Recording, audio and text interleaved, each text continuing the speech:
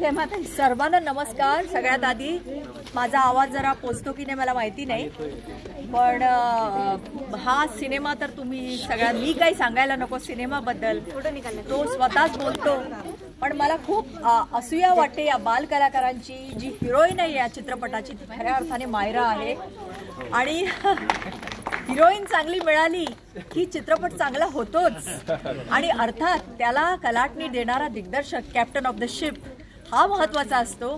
तर मायरानी हा जो चित्रपट आहे आपल्या चिमुकल्या खांद्यांवर पेलला आहे, खऱ्या अर्थाने पेलला आहे, आणि तिचं मी खूप अभिनंदन करते. फार नैसर्गिक असा तिचा अभिनय आहे, पण तो करवून घेणं सुद्धा त्या वेळेला ते भाव तिच्याकडनं आणणं, तिला समजावणं, हे सुद्धा कठीण काम असतं. आणि ते त्यांनी संकेतनी केलेलं आहे ते, आणि खूप एक अतिशय सुंदर दर्जेदार, कारण चांगल्या चित्रपटाची त्यांनी मराठी चित्रपट सृष्टीत भर घातलेली आहे. हे सगळ्यात महत्त्वाचं, कारण आपण चित्रपट अनेक करतो पण अर्थपूर्ण असे चित्रपट फार कमी असतात. आणि आजकाल कसं असतं, टेक्निक इतकं पुढे गेलेलं आहे, त्यामुळे टेक्निकवर फार भर दिला जातो. चांगले चांगले लोकेशन्स, चांगले चांगले वेशभूषा, पण स्टोरीचं काय, ती ज्या पद्धतीने सादर होते त्याचं काय, डायलॉग्सचं काय, पटकथेचं काय, याचा फार कमी विचार केला जातो. पण मला वाटतं तो संपूर्ण विचार या चित्रपटात केला गेला आहे, आणि त्याच्यासाठी मी संकेतजी तुमचं विशेष अभिनंदन करते. आणि तसंच छायाचित्रण ही खूप जमेची बाजू असते. छायाचित्रण, संकलन, त्याचा एडिटिंग हेही फार महत्त्वाचं असतं. तर ते छायाचित्रण रोहन यांनी खूप छान केलेलं आहे, कारण प्रत्येक त्यांचा जो काय म्हणतो, एक प्रत्येक फ्रेम जी आहे ती एका चित्रासारखी त्यांनी रंगवलेली आहे. मग तो सूर्योदय असो, सूर्यास्त असो, फार फार सुंदर, आणि प्रत्येकाचा चेहरा इतक्या छान पद्धतीने त्यांनी तो एक्सपोज केलेला आहे. आणि कमीत कमी लाइटिंग, अत्यंत नैसर्गिक अशा पद्धतीचं त्यांनी सगळं मांडलं आहे. आणि कीर्ती जयस्वाल आणि त्यांचे मिस्टर यांचं मी अभिनंदन करते, कारण मला त्यांना असं सांगावंसं वाटतं की तुम्ही खूप भाग्यवान आहात, तुम्हाला चांगला दिग्दर्शक मिळाला. नाहीतर काय होतं, बरेच प्रोड्युसर ह्यात फसतात की ते डिरेक्टर चांगला मिळत नाही, आणि त्याच्यामुळे सगळंच फसतं.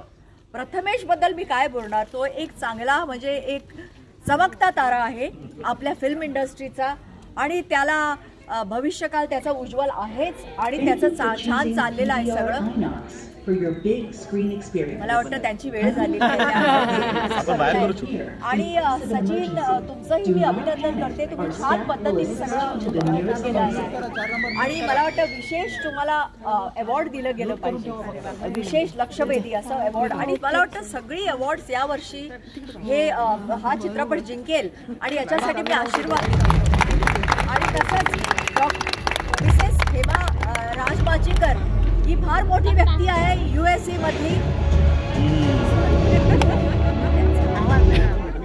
तर माझी मैत्रीण आहे, आणि खूप वर्षांपासून आमचे छान संबंध आहेत.